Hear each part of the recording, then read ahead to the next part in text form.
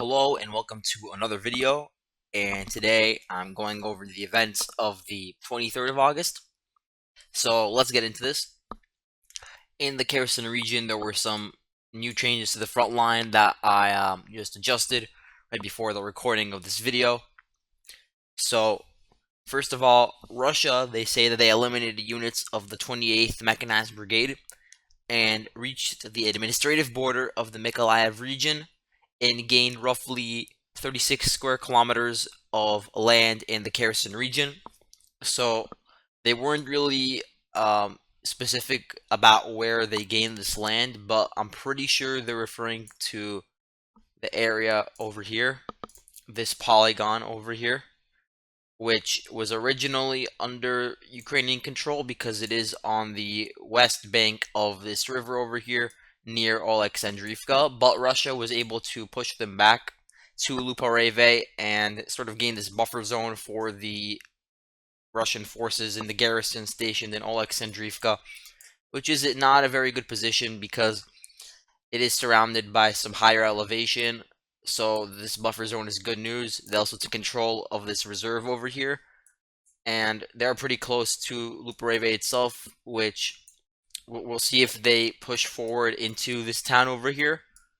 It is pretty large in comparison to some of the other towns in the area, and I would also say that it is heavily fortified given the fact that it's been near the front lines for a while now. It's like 3 miles long, so about the same as Prvomaiske. Anyway, this is not an exact front line. I will admit that. It is possible that, for instance, this town over here, Nova Zoria, that might be under Ukrainian control. So I'll look into that and change it if that's the case. Anyway, there's some other news from here. There's the fact that Russia now claims control of this Blahodatne, the southern one, which does imply that it was originally under the control of Ukraine. So I do apologize for having it under Russian control, but it's such a minuscule town that I didn't even notice that I had it marked as under the control of Russia. But apparently it was under Ukrainian control, and now Russia was able to take it. In addition, there was some footage released from the Blahodatne area of the utilization of TOS-1A thermobaric weapons, and I geolocated myself this time to this house over here. That might be part of the reason why Russia was able to secure this town. Sort of like Pisky, given the fact that you can't concentrate that many forces in such a small area because then they would just all get eviscerated by the thermobaric weapons. So they were probably forced to retreat as a result. And now Russia has control over here. And again, they will try to take over this entire blue area in the future. I'm not sure if they'll go for a full-scale offensive right now, but it is certainly in the works. Last two things that I want to mention is that the Russians were able to successfully push the Ukrainians out of their bridgehead around Andriivka and Lazov. And the units that was here, it was the 35th Regiment of the 46th Detachment of the AFU, and they suffered some heavy losses around here. They were not able to keep their positions around here, and they got pushed back. So now Russia does have an opportunity to consolidate its gains around here, and we'll see if they want to cross the river, although that would be difficult. Now, there was reports that Ukraine tried launching an attack on Vyksopilia, but that failed, and the Russians are still located there. Ukraine has tried to dislodge the forces, the Russian forces in this area for a while. There are even some maps that have this under Ukrainian control, but given the fact that Ukraine just tried attacking it and failed, it's pretty obvious that it's still under control of Russia, and they do have at least some concentration in here, and it is a pretty large town in comparison to some of the other ones. I would say they can use it as a springboard on to attack some other towns around here, like all these minor towns in the northern part of Kherson, which Russia will have to take if they want to annex Kherson or hold a referendum or something. So that's clearly on their list of priorities in the future. Now, in the big picture for this area is that Ukraine has failed to launch a counteroffensive, and now Russia is actually starting to expand their buffer zone in some key areas, such as Alexandrivka, as I said, and also the area around Kiselevka, because that's another important town. It's about 10 kilometers away from Kherson itself, and control of that town for Ukraine would be it would be a big loss for Russia. They would have to at least divert some of their forces from the contact line towards Kherson as a result. So they do want to keep Kiselivka under their control. They also want to have a they also want to consolidate their control over the eastern part of this river around here, the Inhulas River, and of course their northern flank around here. So since Ukraine can't go on the offensive and Russia is really focusing on some other areas, the gains around here are going to be very incremental. But there are some Ukrainian sources saying that Russia is sending fresh battalion tactical groupings into here. So if that is true, then it's possible that they can make some sizable gains, although a frontal assault on Mykolaiv would be very costly, so I doubt that would happen anytime soon. Um, in the past day, according to Russian sources, the Ukrainians lost 90 personnel, and they lost an artillery and ammo depot. It got destroyed in strikes, and that the Russians they also destroyed a radar station. So there have been some numerous strikes along the contact line. There was even this strike over here on this greenery pretty recently, and here's the video if you're interested in this map. But besides that, in the Dnieper River, there is some news. So the casualties from the Antonovsky Bridge strike are apparently 2 workers dead and then 15 injured. And the MLRS strike occurred while there was a ferry that was transporting civilians from one side of the river to the other. So apparently there are some people missing. So they're gonna see if those people count as casualties.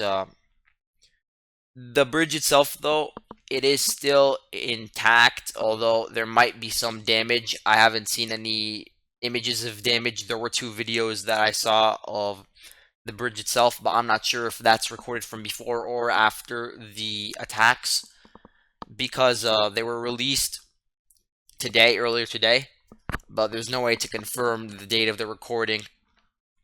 And even if it's partially damaged, the Ukrainian, the UK Defense Ministry, they're saying that Russia is preparing to build a makeshift bridge of barges along the river, so they can transport equipment through these like floating ferries, which would be susceptible to attacks, of course.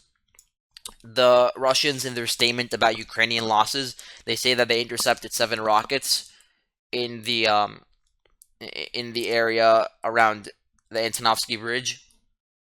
So it is possible that like 1 or 2 hit the bridge, but there was no we have no confirmation of that as of yet.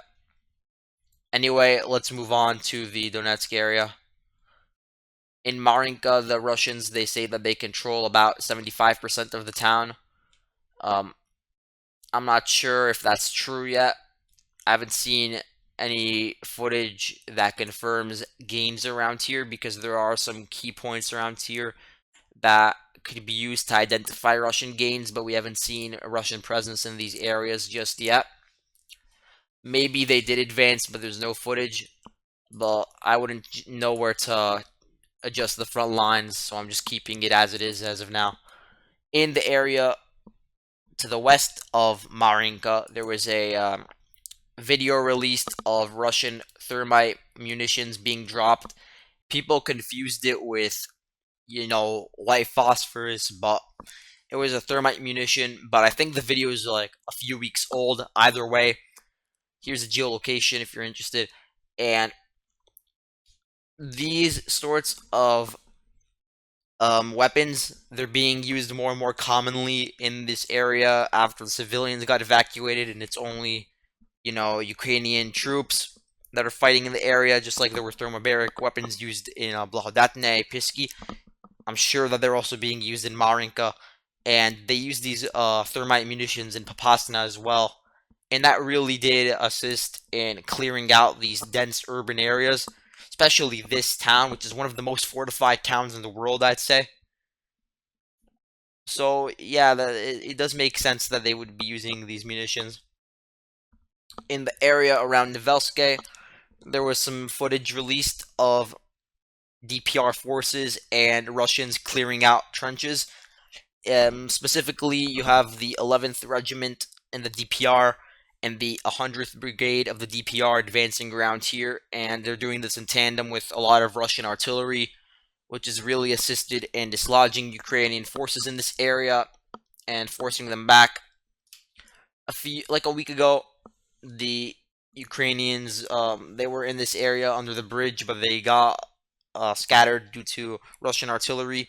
I'm still not sure if this area is under Russian control, as in there are boots on the ground in this area. Like you actually have physically Russian troops stationed in here. I haven't seen any confirmation of this, but it's probably no man's land at the moment. And you can see the same for this area around Prvomaiske.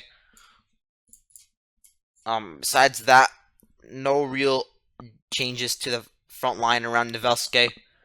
There are a lot of trenches around here, around these open fields and the tree line, which does certainly hinder their Russian advance. But they do still have their eyes set on Nivelske. That has not changed just yet. Let's go on to the area over here. So there's this train station here called the I think it's called like the Mayorske train station, and it's just south of this key highway, which is almost fully under the Russian control on this east end, and then on the western end it's under Ukrainian control. So it is sort of stuck in between some key junctions, and it is probably being used as a key hub of Ukrainian resistance because this has been the front line around here for a while, and I haven't seen any Russian gains in this area.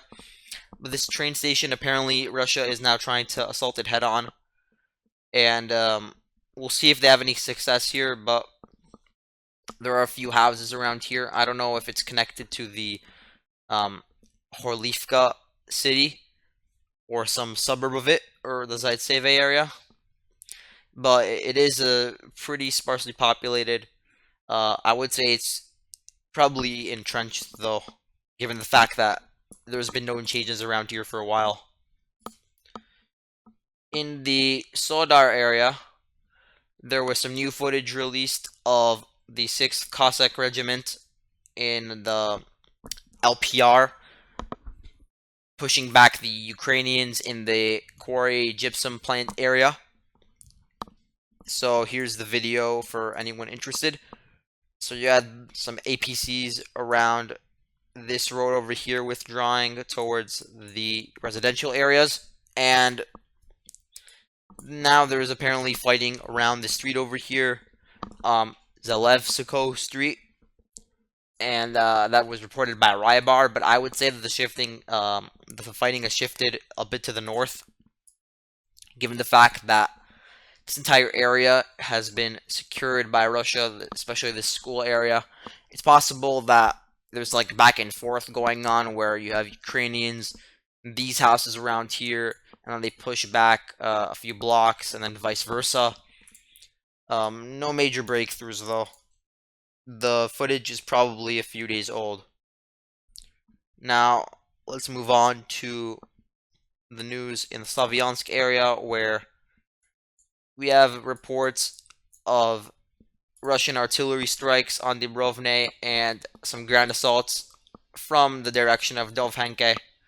No ground changes, like nothing changed on the ground to my knowledge, but Dubrovne itself, and we've talked about this before, is a very small town, but it is surrounded by a lot of these forested areas, which are very beneficial to the defenders. So that might be hindering Russian artillery, first of all, and any ground assault. So look out for what happens there. In the area of Kharkiv, there was a Russian strike on the instrument making plant. So that's over here. There were plenty of other strikes over here, and a curfew was just instituted. A 36-hour curfew. I talked about it yesterday, and now that curfew is in effect. So the Kharkiv residents are bracing for impact around here. There may be some major artillery barrages and some MLRS strikes and air strikes as well. So we'll see which military targets are going to be destroyed. I would say the main districts that will be targeted are this industrial district around here and the Saltiv district around here. These are usually the most affected districts in all of Kharkiv. So look out for what happens over there. In the front line, though, Ukraine did dispute some of the Russian gains around here. They're saying that Russia is shelling Tupivka, Sosnivka, Udi, and some other towns around here. Perimoha. I'm trying to see if I'm missing out on any one of them. Petrivka, that's another one. So basically, all these towns along the front line, they are some of them are actually contested by Ukraine. They're saying that they still control this area. So if that were true, the front line would look more like this. It would look like this. And there is some ambiguity here because I did release some footage over here showing that Ukraine was striking a warehouse of Russian ammo, or maybe it was abandoned Ukrainian ammo, but either way, it was a Ukrainian strike, and Ukrainian sources were bragging about it.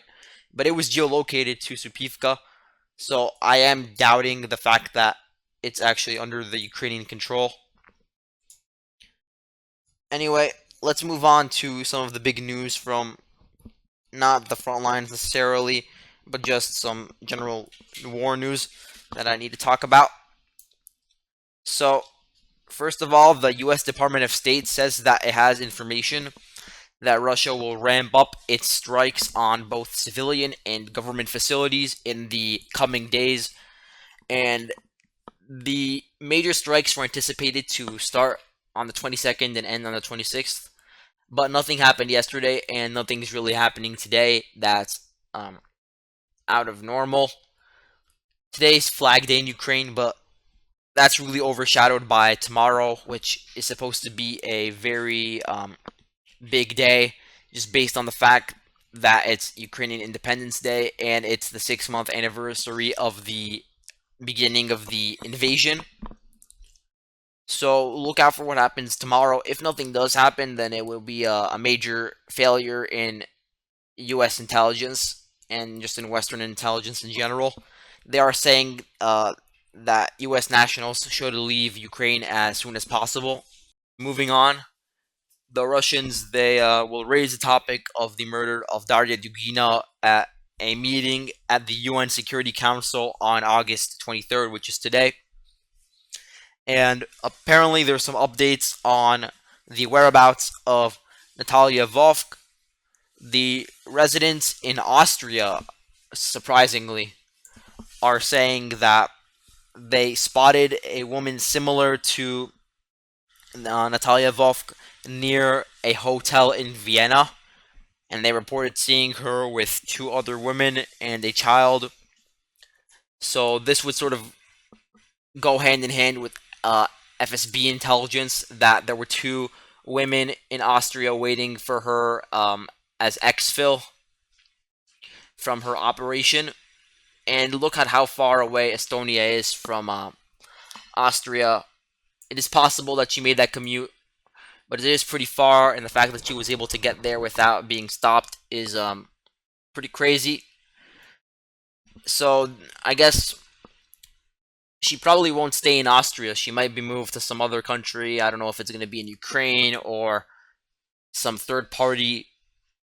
But either way, Russia's going to seek her extradition. And um, Sergei Lavrov, he said that there's going to be no remorse for the perpetrators, whoever they may be, most likely Natalia Volk.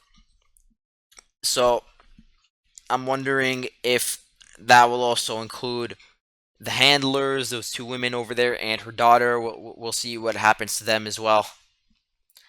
Anyway, there was some news from the father of Natalia Vovk, and he was actually interviewed, and he told the Russian media that apparently she was in Lithuania a few days before the operation, at least according to what his daughter told him in a Skype call. So it's possible that she just lied, but he did confirm that she was out of Ukraine and with her daughter, she took her out outside of the country. And it's possible that she was just lying to her father. And he did confirm that she was a part of the armed forces of Ukraine, but he said that she wasn't a part of the Azov battalion, which is possible because her ID that was released by the FSB and spread out throughout social media, it did claim that she was a part of this National Guard unit. I think it was like Unit 3057. That was a unit, and because Azov is integrated with the National Guard, it is possible to confuse the two in that she's not a part of Azov, she's just a part of the National Guard. And some people were saying that the ID that was released by the FSB was photoshopped, but I highly doubt that it was like just randomly photoshopped by the FSB to blame Ukraine. Um, it was originally released by Project Nemesis, this OSINT group in Russia, and they released the information in April 13th, which was a while ago. It was just exposing different members of Ukrainian National Guard, and they were calling her a member of Azov, although she probably wasn't at this point. And Azov even denies knowing who Vovk is. But either way, the ID itself was probably not photoshopped.